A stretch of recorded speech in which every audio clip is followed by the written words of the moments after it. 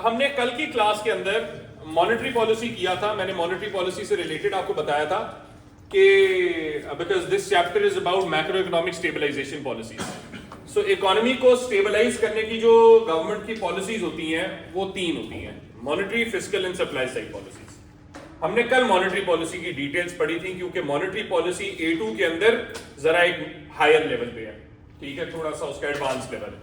हमने monetary policy के बारे में पढ़ा था मॉनेटरी ट्रांसमिशन मैकेनिज्म, MTM, ठीक है, जिसमें मैंने आपको बताया था कि जब मनी सप्लाई चेंज होती है तो गवर्नमेंट के चार सबसे इंपॉर्टेंट एम्स पे क्या इंपैक्ट पड़ता है। वो चार सबसे इंपॉर्टेंट एम्स क्या है? Price stability, economic growth, full employment and balance of payment का इक्विलिब्रियम, ठीक है।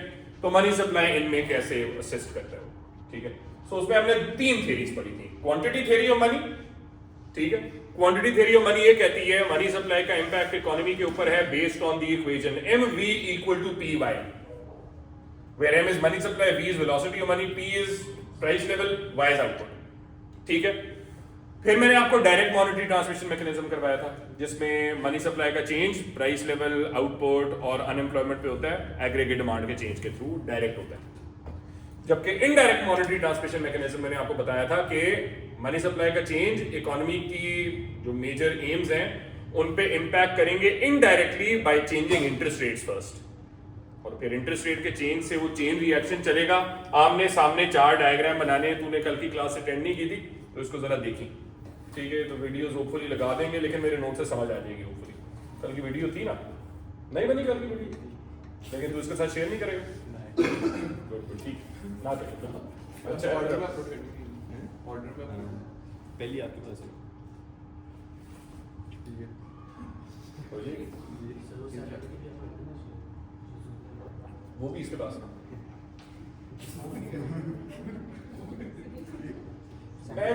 मैं एक बच्चा है, एक सऊदी स्टूडेंट है, उसको मैं पढ़ा रहा हूँ आजकल, और मैं उसकी जितनी भी क्लासेस हैं उनकी रिकॉर्डिंग कर रहा हूँ, लेकिन ऑब्वियसली उसका कोर्स मार्च के एंड में खत्म होगा। चैप्टर 2 है A2 का चैप्टर 2। हाँ हो गया वो सर अच्छा मैं समझ है, अरबी में समझ अरबी नहीं बेटा वो, आप बता सो अच्छा जोक मार रहा था।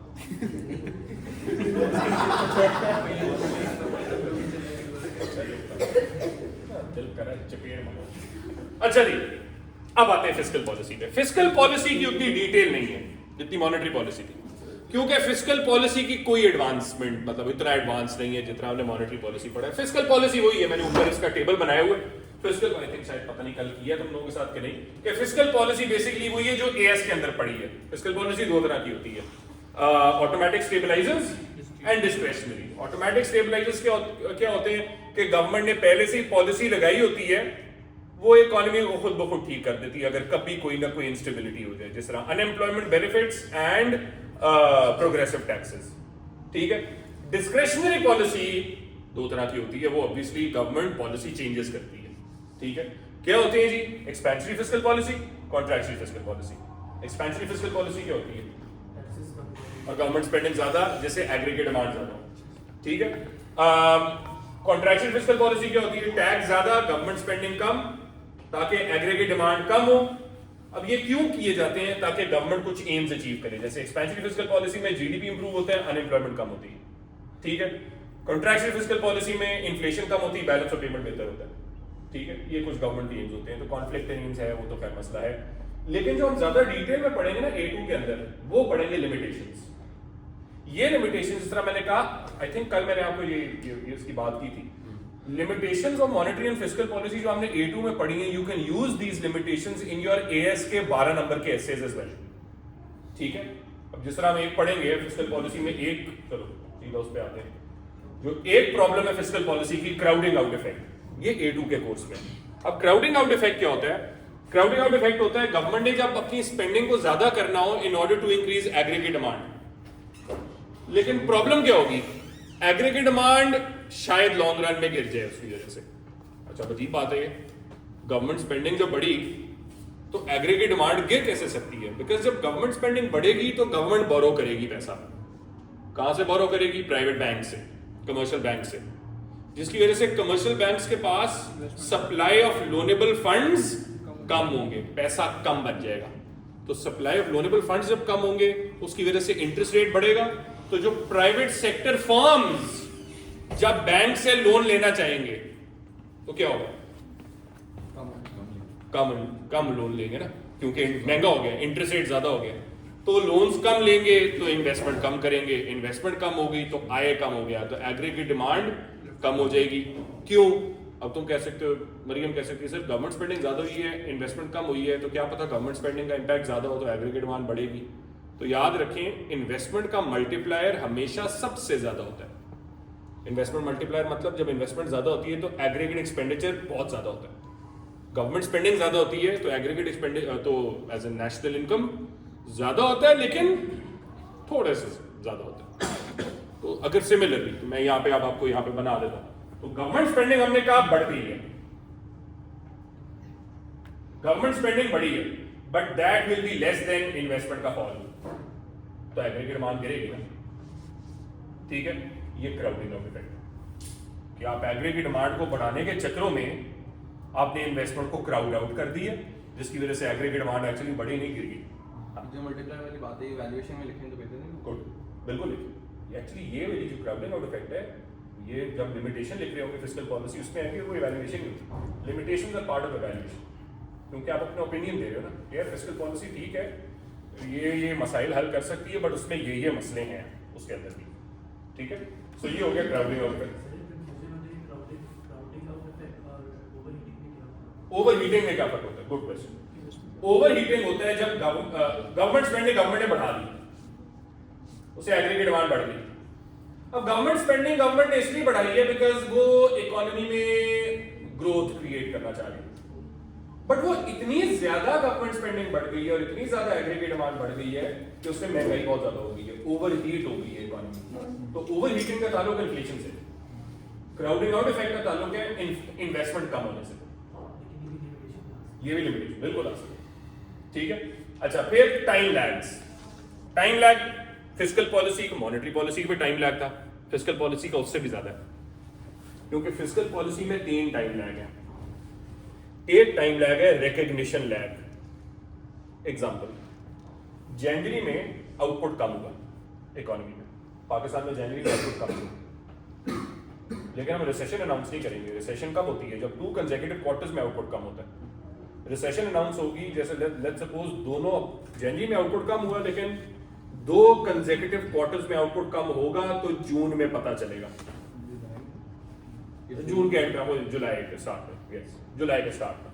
ठीक है, कि यार वाकई में एक्चुअली रिसेशन हो गई है इकोनॉमी के अंदर, तो 6 महीने का लैग है ना, ये रिकग्निशन लैग है, होगी अटेंडेंस होगी।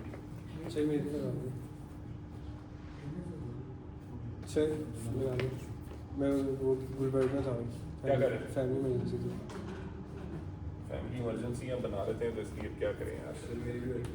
तू क्या काम कर वो जो चल सच बोल रहा है।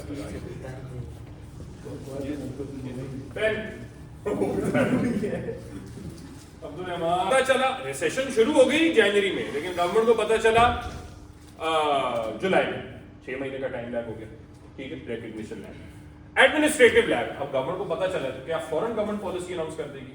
नहीं, क्योंकि गवर्नमेंट इनएफिशिएंट होती है ना, तो टाइम लगाएगी, हफ्ते लगाएगी, मे बी महीना लग जाए, 1.5 महीना लग जाए, नई पॉलिसी अनाउंस करने में टाइम लगेगा। ठीक है, डिबेट होगी पार्लियामेंट में, कैबिनेट में, व्हाटएवर। ठीक है, तो इसमें भी टाइम लगेगा। So that inefficiency is administrative lag. Government को पता तो चल गया है इंस्टेबिलिटी हो गई है, पॉलिसी अनाउंस करने में टाइम लगेगा, administrative lag. And number 3 operational lag. Policy announce हो गई तो क्या फॉरेन रियल जीडीपी ठीक हो जाएगा? टाइम लगेगा। फॉर एग्जांपल गवर्नमेंट ने अनाउंस किया कि जी हम इतने $1 मिलियन स्पेंड करेंगे इकोनॉमी के अंदर, तो फॉरेन तो जीडीपी नहीं बढ़ेगा ना, टाइम लगेगा। तो वो जो टाइम है वो ऑपरेशनल लैग है, the time in which the government announces a policy and the time in which the impact is actually felt in the economy.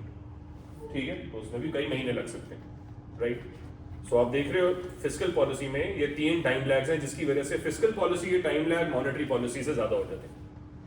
तो ये भी आप लिखो अपने इवैल्यूएशन के अंदर, राइट। इसके अलावा पॉलिटिकल कंसिडरेशंस भाई, बहुत पॉलिटिकल कंसिडरेशंस हो सकती हैं। जिस तरह अब इलेक्शन ईयर है तो कोई जरूरत नहीं है इकोनॉमी में नए डेवलपमेंट प्रोजेक्ट्स की, लेकिन गवर्नमेंट कर देती है, ठीक है। कोई जरूरत नहीं, क्योंकि अगर गवर्नमेंट ने स्पेंडिंग ज्यादा की इन्फ्लेशन हो जाएगी, तो जरूरत नहीं है इकोनॉमी में डेवलपमेंटल प्रोजेक्ट्स करने की, लेकिन गवर्नमेंट कर देती है क्योंकि इलेक्शन का साल है, वोट लेने। तो अब ये फिस्कल पॉलिसी खराब है ना, जरूरत नहीं थी, राइट। तो this fiscal policy is basically inefficient, ineffective and actually detrimental to the economy, क्योंकि पॉलिटिकल कंसिडरेशंस फिस्कल पॉलिसी को कई दफा रन कर रही होती, ठीक है। अच्छा, इसके अलावा ये भी कोई इतना इंपॉर्टेंट नहीं है, आखिरी 3 इंपॉर्टेंट है। ये करप्शन एक तो खैर ऑब्वियस ही बात है, डेवलपिंग कंट्रीज में बहुत ज़्यादा मसला है कि जी आप टैक्स लगा रहे हो, इवन गवर्नमेंट स्पेंडिंग आप कर रहे हो, तो गवर्नमेंट स्पेंडिंग में कुछ हिस्सा जो है वो जेबों में चला जाएगा गवर्नमेंट एम्प्लॉइज की, ठीक है। तो करप्शन, राइट। टैक्स ले रहे हो तो टैक्स का भी हिस्सा जो है वो ऑफिशियल्स में चला जाएगा, ठीक है। ये प्रॉब्लम हो सकती है। लैफर्स कर्व आर्ग्यूमेंट, अच्छा ये लैफर्स कर्व क्या होता है इसमें आता हूं मैं। कॉन्फ्लिक्ट इन एम्स क्या मतलब, अनएम्प्लॉयमेंट और इकोनॉमिक ग्रोथ अगर अचीव हो गई तो इन्फ्लेशन ज्यादा हो जाएगी, बैलेंस ऑफ पेमेंट खराब हो जाएगा एंड वाइस वर्सा, ठीक है। फिस्कल पॉलिसी में भी लैफर्स कर्व क्या होती है जी। लैफर्स कर्व एक कर्व है जी जो एक अमेरिकन इकोनॉमिस्ट ने कुछ साल, मतलब it's been a few decades, एक रिसर्च की थी जिसमें अमेरिकन इकोनॉमिस्ट ने कहा था कि यार हम देखते हैं कि अमेरिका का टैक्स रेवेन्यू और टैक्स रेट का क्या रिलेशनशिप है। टैक्स रेट हम क्या एक्सपेक्ट करते हैं आमतौर पे, जब टैक्स रेट बढ़ता है तो टैक्स रेवेन्यू बढ़ेगा, ठीक है, ये एक्सपेक्टेशन तो यही है। लेकिन इस रिसर्च में उसने ये देखा कि एक टैक्स रेट के बाद, हाँ उस वक्त तक जब आप टैक्स रेट बढ़ाते हो तो टैक्स रेवेन्यू बढ़ता है, लेकिन एक टैक्स रेट के बाद अगर गवर्नमेंट और टैक्स रेट इंक्रीज करती है तो टैक्स रेवेन्यू बढ़ने के बजाय गिरना शुरू हो जाता है। ये तो this is also a problem with fiscal policy के कितना टैक्स बढ़ाएं जी, ठीक है। अगर गवर्नमेंट टैक्स बढ़ाना चाह रही है कितना बढ़ाए tax, right, contractual fiscal policy में। अब सवाल है टैक्स रेट बढ़ाने से टैक्स रेवेन्यू गिर क्यों रहा है एक सर्टेन टाइम के बाद। डायरेक्ट टैक्स इंसेंटिव कम हो रहा है, इंसेंटिव टू वर्क नहीं रहा तो डिसइंसेंटिव टू वर्क है। दूसरा टैक्स एवेजन का इंसेंटिव भी बढ़ गया, वो कहते हैं इतना टैक्स देने के बजाय देखी जाएगी, पकड़े गए तो फाइन दे देंगे, ठीक है, वो फाइन उतना ज्यादा नहीं है कंपेयर टू जितना मैं टैक्स दे रहा हूँ, राइट। तो दिस इज बेसिकली लैफर्स कर्व का argument which is also a limitation of fiscal policy कि भाई अगर गवर्नमेंट कॉन्ट्रैक्शनल फिस्कल पॉलिसी लगा रही है तो फिर कितनी लगाएगी, ठीक है। सो ये क्वेश्चन मार्क होता है, ठीक है जी। सो ये हो गया जी fiscal policy. Now finally supply side policies क्या होती हैं। ये सप्लाई साइड पॉलिसीज भी वही है जो हमने एएस के अंदर पढ़ी है। फर्क ये है सप्लाई साइड पॉलिसीज को अब हमने 2 कैटेगरीज में डिवाइड कर दी है A2 के अंदर। एक है market based supply side policies और एक है interventionist supply side policies. Market based supply side policies वो पॉलिसीज होती हैं जिसमें गवर्नमेंट अपने फुटप्रिंट को कम करना चाह रही है, बेसिकली अपनी इंटरवेंशन को कम करना चाह रही है और ज्यादा प्राइवेट सेक्टर को इंसेंटिवाइज करना चाह रही है। तो वो प्राइवेट सेक्टर की इन्वॉल्वमेंट को ज्यादा करना चाह रही है। यह market based supply side policy जिससे एग्रीगेट सप्लाई बढ़े। कैसे? For example privatisation, government sector enterprises को प्राइवेट सेक्टर को बेच दे, प्रोडक्टिविटी बढ़ेगी, एग्रीगेट सप्लाई बढ़ेगी, एफिशिएंसी बढ़ेगी, एग्रीगेट सप्लाई बढ़ेगी। नंबर 2, डीरेगुलेशन, लॉज को कम करे, रिस्ट्रिक्शंस कम करे ताकि इजी हो बिजनेसेस को स्टार्ट करना, ठीक है, वो बैरियर्स टू एंट्री वगैरह कम हो, ठीक है। Income tax and corporation tax दोनों कम करे, ठीक है, ताकि लोगों के पास इंसेंटिव टू वर्क भी हो, इंसेंटिव टू एंटरप्राइज भी हो। लेबर मार्केट रिफॉर्म्स करे, ट्रेड यूनियन और एम्प्लॉयर्स की पावर को बैलेंस आउट होना चाहिए।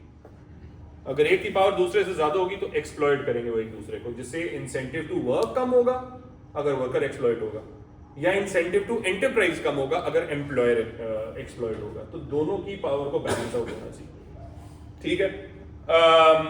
वेलफेयर बेनिफिट्स कम करें, घर बैठे बैठे पैसे नहीं मिलेंगे या कम मिलेंगे, ताकि लोगों का इंसेंटिव टू वर्क क्या हो, ज्यादा, ठीक है। सो ये हो गया जी market based supply side policy. फिर आते हैं इंटरवेंशन सप्लाई साइड पॉलिसीज। ये क्या होती है? इसमें गवर्नमेंट इंटरवेंशन ज्यादा होती है, गवर्नमेंट अपने फुटप्रिंट को इकोनॉमी पे ज्यादा हेवी कर रही है। हाउ? पब्लिक सेक्टर इन्वेस्टमेंट, जैसे इंफ्रास्ट्रक्चर पे स्पेंडिंग गवर्नमेंट करे, ठीक है, गवर्नमेंट ट्रांसपोर्ट पे स्पेंडिंग करे, इस तरह की चीजें गवर्नमेंट बनाए। Education and vocational training institutions खोल ले, ठीक है, लोगों को एजुकेशन प्रोवाइड करना शुरू करे, वोकेशनल ट्रेनिंग प्रोवाइड करना शुरू करे, तो इस पे भी एग्रीगेट सप्लाई बढ़ेगी, प्रोडक्टिविटी बढ़ेगी, ठीक है। हाउसिंग सप्लाई ज्यादा कर दे ताकि लोगों की जियोग्राफिक मोबिलिटी ज्यादा हो, उससे भी एग्रीगेट सप्लाई ज्यादा होती है। हेल्थ केयर स्पेंडिंग, तो प्रोडक्टिविटी बेहतर होती है। सब्सिडी से कॉस्ट ऑफ प्रोडक्शन कम होती है। All of these are intervention in supply side policies. What are the pros and cons now? क्या फायदा हो सकता है सप्लाई साइड पॉलिसीज की? क्या फायदे हैं? एक, कॉन्फ्लिक्ट नहीं है, कोई कॉन्फ्लिक्ट नहीं। दूसरा, सप्लाई साइड पॉलिसी इकोनॉमी को लॉन्ग रन के लिए स्ट्रक्चरली इंप्रूव करती है, कैपेसिटी बिल्डिंग करती है ना। सप्लाई साइड पॉलिसी का काम है कैपेसिटी बिल्डिंग करना इंक्लूसिव है। इंक्लूसिव क्या मतलब? कि ओवरऑल सबको उसमें बेनिफिट, इसका फायदा हो, सबको फायदा हो। आप बिल्कुल सही कह रहे हैं, बिल्कुल ठीक है। तो इंक्लूसिव भी है, कैपेसिटी बिल्डिंग भी कर रही है, स्ट्रक्चरली इंप्रूव कर रही है इकोनॉमी को बेसिकली। हाँ, नहीं इसी में आएंगी ना, बिकॉज गवर्नमेंट क्या कर रही है, अपने फुटप्रिंट को ज्यादा कर रही है, इंटरफेयर ज्यादा कर रही है ना। तो सब्सिडी से गवर्नमेंट ठीक है, वो प्राइवेट सेक्टर को सब्सिडी दे रही है, बट कर तो गवर्नमेंट ही रही है ना। तो गवर्नमेंट अपनी इंटरवेंशन को ज्यादा कर रही है, समझो, ठीक है। अच्छा, फिर आते हैं जी डिसएडवांटेजेस पे। सप्लाई साइड पॉलिसी के डिसएडवांटेजेस क्या हैं? सबसे ज्यादा लैग, सबसे ज्यादा टाइम किस में लगता है? Supply side policy. दूसरा, सप्लाई साइड पॉलिसीज गवर्नमेंट के लिए एक्सपेंसिव है, तो या तो गवर्नमेंट को कर्जा लेना पड़ेगा या गवर्नमेंट को टैक्स बढ़ाना पड़ेगा और गवर्नमेंट की अपॉर्चुनिटी कॉस्ट होगी, ये पैसा कहीं और भी स्पेंड हो सकता है। लॉन्ग टर्म वही ना, लैग है बहुत लॉन्ग टर्म, ठीक। सर एक ये सप्लाई का वो वाला डायग्राम होता है जिसमें ऐसे करके सीधी बस लाइन लगाते हैं, सीधी लाइन, हाँ, वो शिफ्ट होता है उसमें, तो वो मैंने एग्जाम में किया था, वो कहता था ये नहीं बनाना। नहीं ये नहीं बना, ये नहीं बना, ये सिर्फ उसी वक्त बनाना है जब लॉन्ग रन एग्रीगेट सप्लाई का आप किसी तरह किसी क्वेश्चन में शो कर रहे हो। मैं शो इसको अपोज कर नहीं करनी चाहिए ना, वो शायद फिर वो जिस क्वेश्चन में तुम कर रहे थे उसमें वो होनी चाहिए, ये वाला ये होना चाहिए।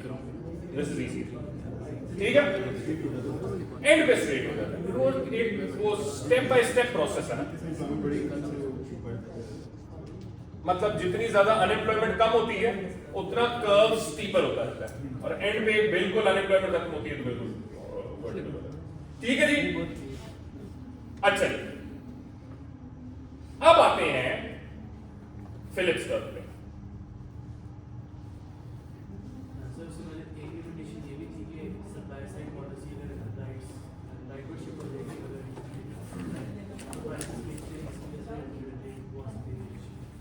रिसेशन नहीं, रिसेशन सिर्फ उस वक्त आ सकती है जब एग्रीगेट डिमांड कम हो। रिसेशन क्या होती है? जब आउटपुट कम हो रहा हो। डिसइंफ्लेशन क्या होता है? प्राइस इंक्रीज हो रहा है लेकिन कम से इंक्रीज हो रहा है। डिफ्लेशन होता है जब प्राइस कम हो रहा है, वो एग्रीगेट डिमांड की कमी की वजह से। ठीक है यार, सादात एक काम कर, ये बंद कर यार, ये क्यों चल रहा है? हीटर चल रहा है। हाँ, अगर लोग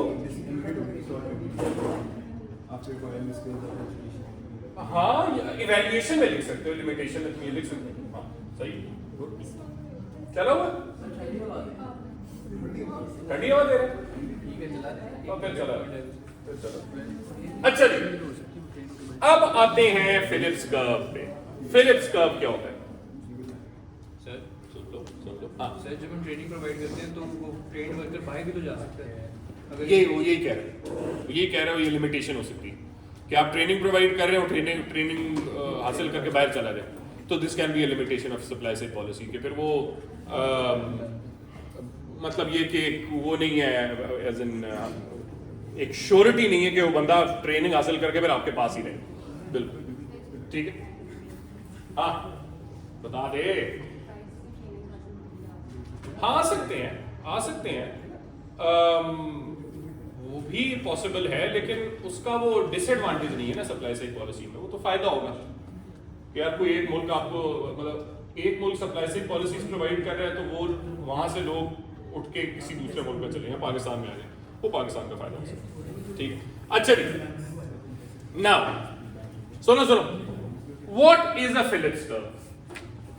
फिलिप्स कर्व एक कर्व है, बाय द वे रिमाइंडर, कल आप लोगों का जिन बच्चों को मैंने कहा हुआ है, और अगर कोई और देना चाहता है तो दे सकता है, टेस्ट है, यहां टेस्ट है, ठीक है, तेरा भी है टेस्ट होए, और टाइम है 12 बजे, पूरे 12 बजे, पूरे 12 बजे पहुंच जाना है इधर, ठीक है, और कोशिश करना एंड पे बैठ जाना।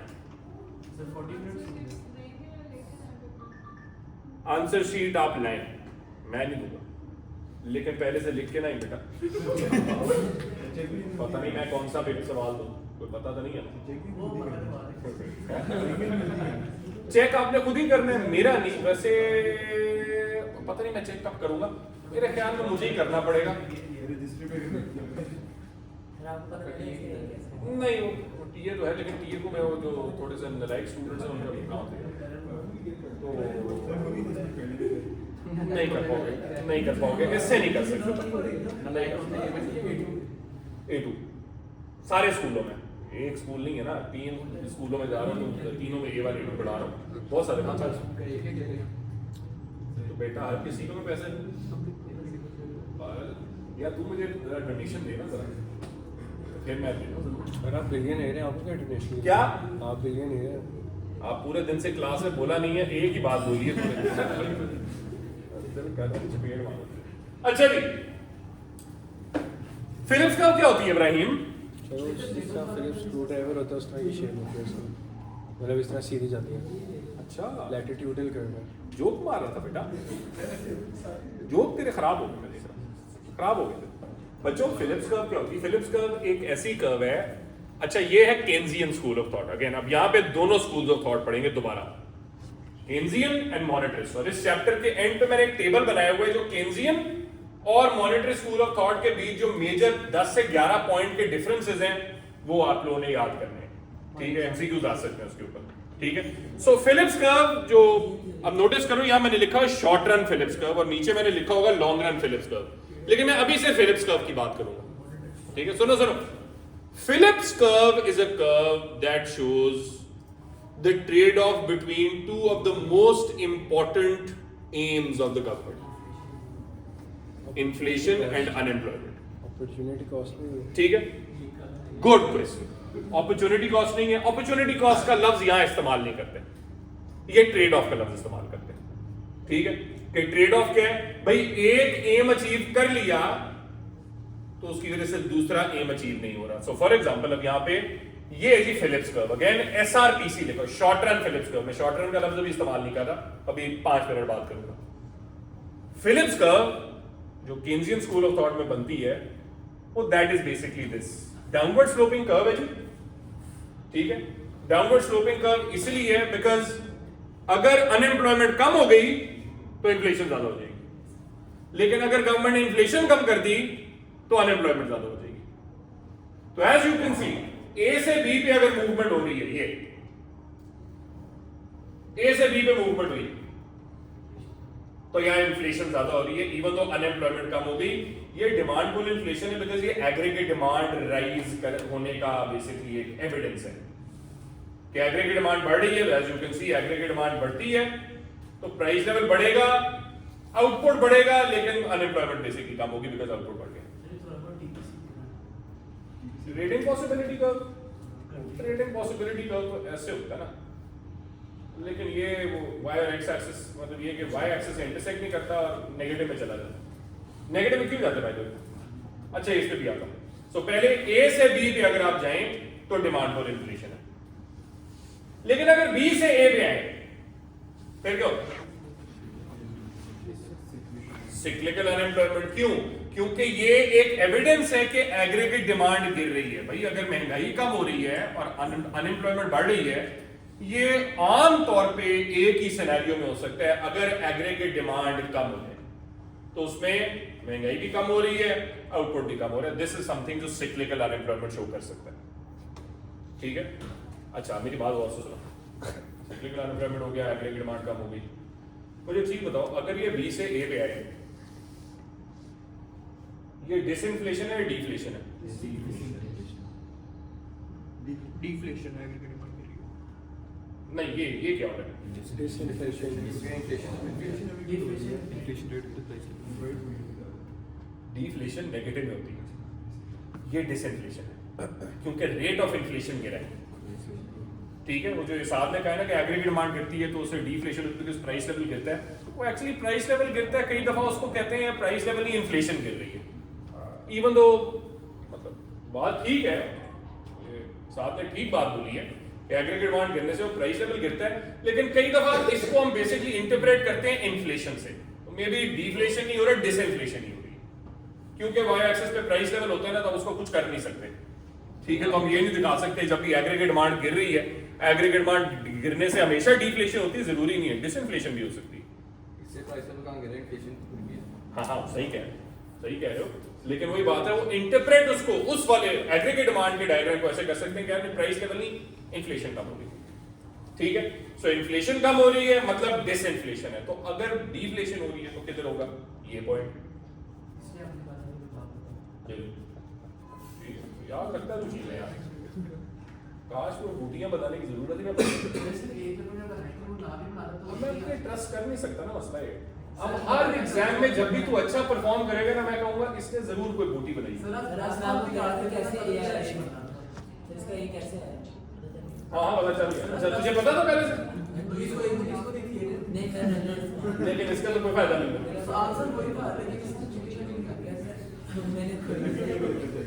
सो इसमें जो इसमें इन्फ्लेशन नेगेटिव है और अनएम्प्लॉयमेंट बहुत ज्यादा है, ये शो कर रहा है इकोनॉमी में रिसेशन होगी, क्योंकि रिसेशन में डिफ्लेशन होती है आमतौर पर।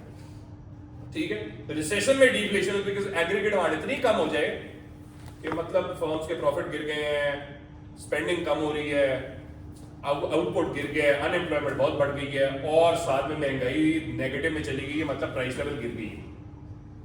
ठीक है, सो ये बेसिकली आपका फिलिप्स कर्व शो करता है। अच्छा, फिर कॉस्ट पुश इन्फ्लेशन भी से शो कर सकते हैं, मूवमेंट अलोंग द कर्व से नहीं कर सकते, शिफ्ट से करेंगे।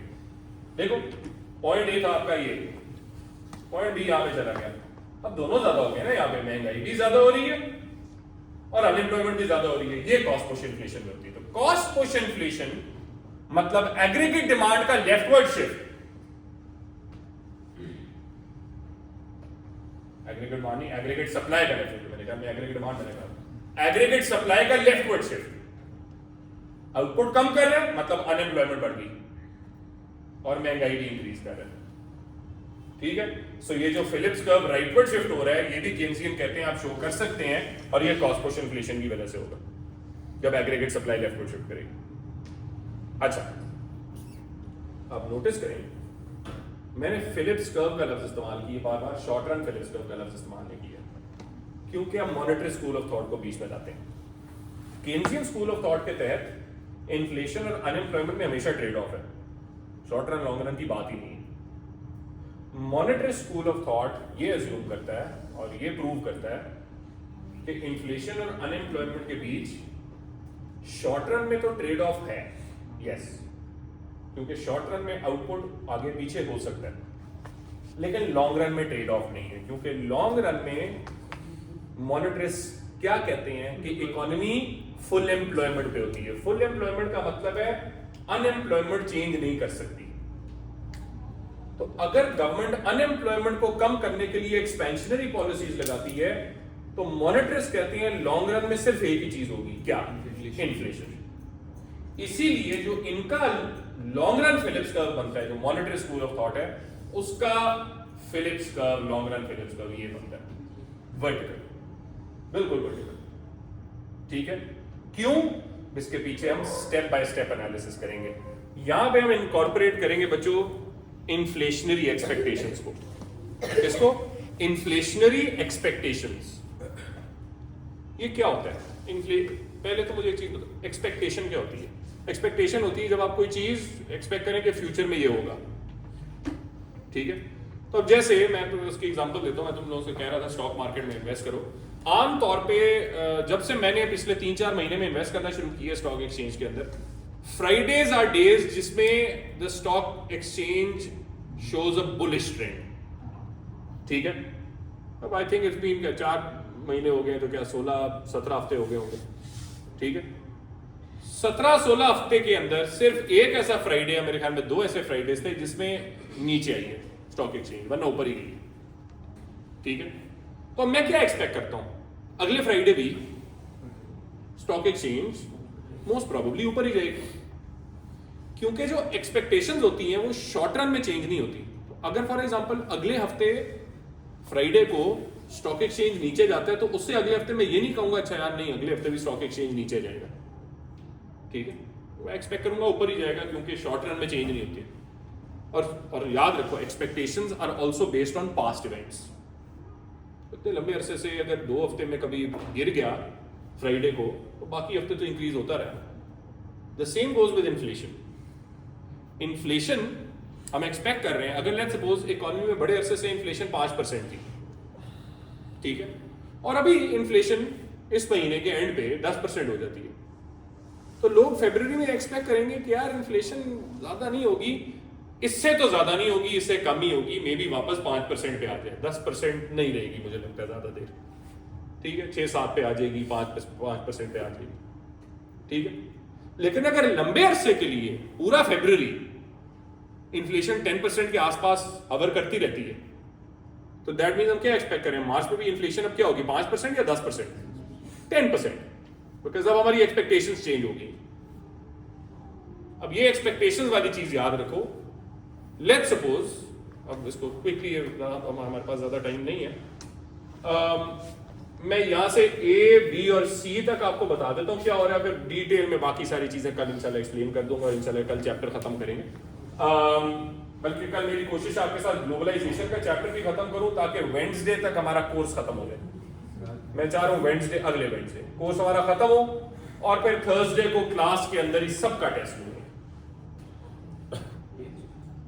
मोस्ट प्रॉब्ली अगले, क्योंकि अब हर हफ्ते टेस्ट है ना, इस हफ्ते एक टेस्ट है, अगले हफ्ते और टेस्ट होगा, और फिर मैंने आपके साथ करना है मैक्रो के एसेज। मैक्रो के एसेज रहते हैं, बहुत इंपॉर्टेंट है, और मैक्रो के एसेज में सोच रहा हूँ यार थोड़ा सा मैं तुम लोगों के लिए 2-3 एसेज और लिख भी लूँ, इसलिए वक्त नहीं है ना, वक्त ही तो नहीं है, वक्त ही तो नहीं है, वक्त ही तो नहीं वो नहीं अच्छे यार, बिल्कुल नहीं अच्छे है। क्लास में लिखा तुझे मैं क्या करूँ, हाँ तुझे टेस्ट दे दूं और मैं क्लास में ऐसे लिखूँ, ये भी हो सकता है। क्योंकि देखो जब तुम्हारे साथ मैक्रो के एसेज हो जाएंगे ना, फिर हर हफ्ते 2 से 3 टेस्ट होंगे, हर हफ्ते कोई ना कोई टेस्ट, 2 से 3, कभी सारे दिन। वो मैं मेरे तुम्हारे से मैं डिस्कस कर रहा था, ये मैं वो पैरागॉन के बच्चों से, कि मसला ये ना कि वो बच्चों की मेंटल हेल्थ भी आजकल बेचारे हो जाते हैं ना बच्चे, थोड़े टेंशन में आ जाते हैं, इतने टेस्ट हो गए, देख अलवीरा की तो शक्ल बन गई यार, सर ये तो मैं तो आपने काम खराब कर दी। तो इसलिए मैं मेंटल हेल्थ आपकी खराब नहीं करना चाहता कि आपको फिर उसके बाद जो है वो दवाइयां लेनी पड़े, लेकिन मैं आप पे प्रेशर डालना चाहता हूँ, ठीक है, वो इसीलिए डालना चाहता हूं ताकि अब आप जरा बिल्कुल रिफाइन हो जाए, आपकी essay writing ability 1, number 2 time management ability, ठीक है, वो इतनी पक्की हो जाए आपकी कि इंशाल्लाह एज आई सेड 13 बच्चे, 14 बच्चे, 15 बच्चे ए स्टार्स दे सके इंशाल्लाह, ठीक है। अब मैं नहीं मैं सुन राइटिंग इंप्रूव होगी जब मैं तुम्हें गाइड करूंगा कि ऐसे लिखते कैसे, ऐसे लिख के जब मैं तुम्हें दूंगा ना तो तुम रट्टे मारोगे उसका पता नहीं।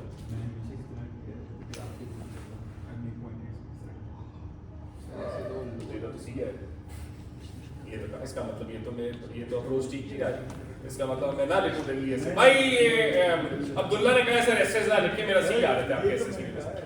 अच्छा टाइम हो गया, सो ये फिलिप्स का इंशाल्लाह मैं कल करूंगा आपके